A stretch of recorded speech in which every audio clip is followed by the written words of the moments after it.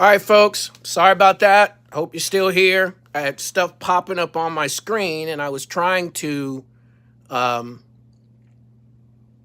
it off so that I could see, because that's the only drawback to using your phone. So this young man runs from the police, and the thing that we need to understand is that there are people that are afraid of police officers. So he takes off running from the police, and he's unarmed. Does that mean he should die?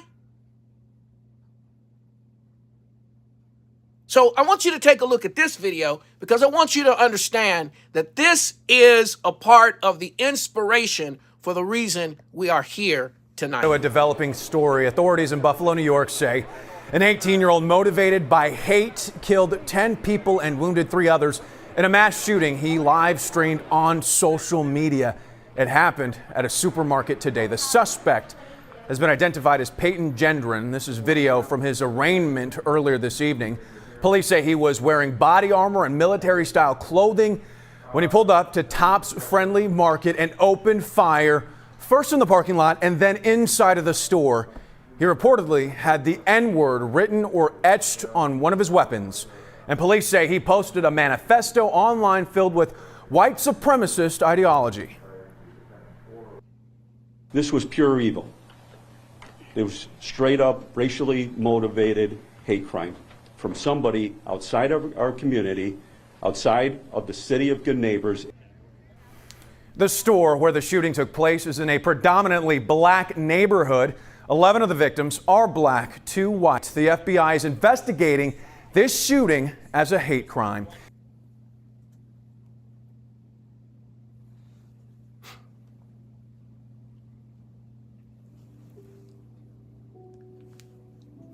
So here's the deal. He goes home, or lives.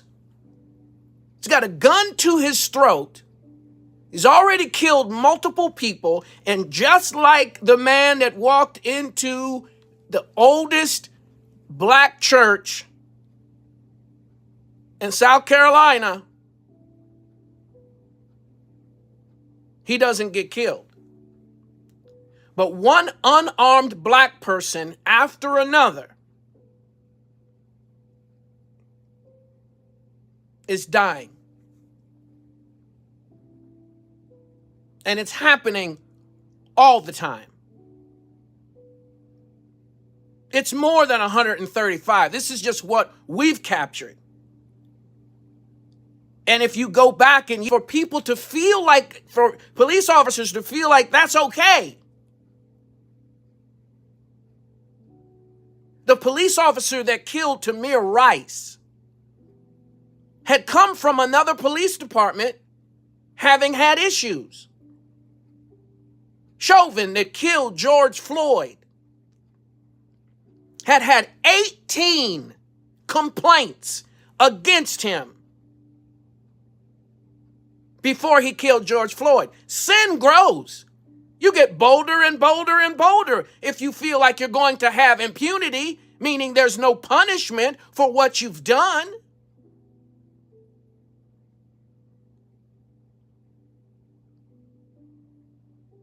I hope you're listening to me. Because you feel like you can get away with it, right? And I don't know what the stats are on this, but I've seen this. There seems to be a pattern where unless it's a young cop that's fairly new on the force that just has all of these unrealistic fears about black people in his heart, these seasoned officers that progress into actually killing someone or had already killed someone before, it's not their first rodeo.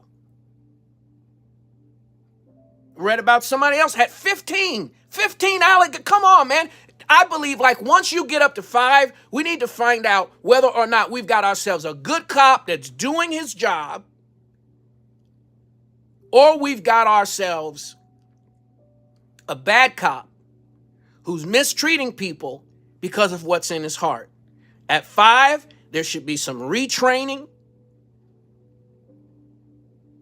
Right? You try to save the officer, but you got to change that mentality before somebody ends up dead.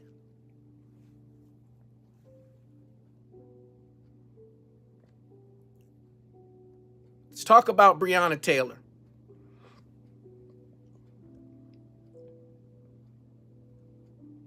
Let me fix that. Sorry about that.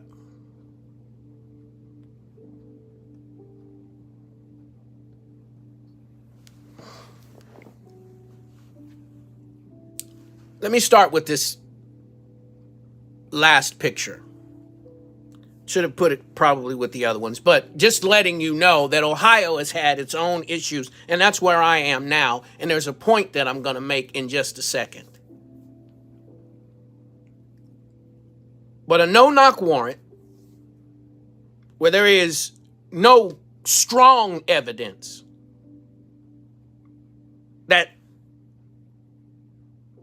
the person that they're actually looking, number one, that he lives there, which he didn't, and that he's done anything in that environment that is worthy of them to just break in trying to catch him in the act or something. She ends up losing her life. A person who, this is her graduation in EMT, a person who is providing something for society. Not connected with wrongdoing in any way. It really doesn't matter what her job was or wasn't. Doesn't matter if she was a welfare mom. More white people on welfare than there are black. Just need to throw that in there too.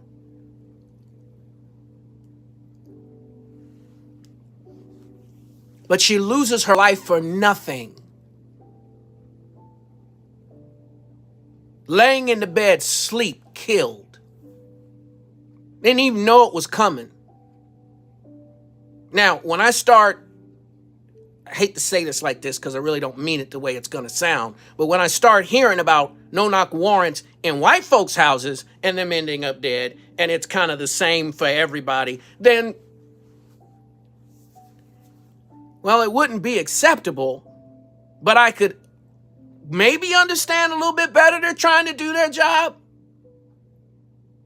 But why do black people keep ending up dead? 2 main officers that killed her. That's the picture that's up under me. Now, Breonna Taylor lived in Louisville, as the sign behind her shows. But what they also do is they take care of them. The other officers will take care of them.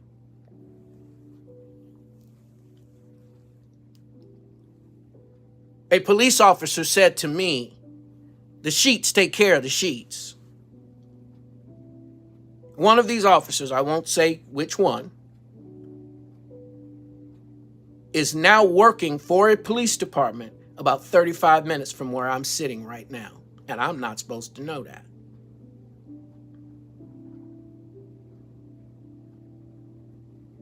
Is about 35 minutes from where I'm sitting right now, and he's not working in Kentucky, which is about 10 minutes. I'm about 10 minutes from the Ohio-Kentucky border right now. I live right on the corner, the edge of Cincinnati, northern Kentucky. He's gone on with his life. But I assure you,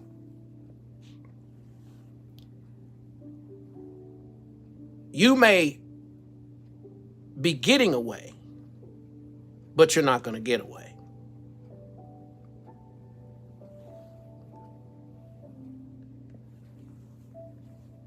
All of these lives. Look at that. All these people dead. Now, I believe there needs to be a re-education. Great, turn a corner on you here.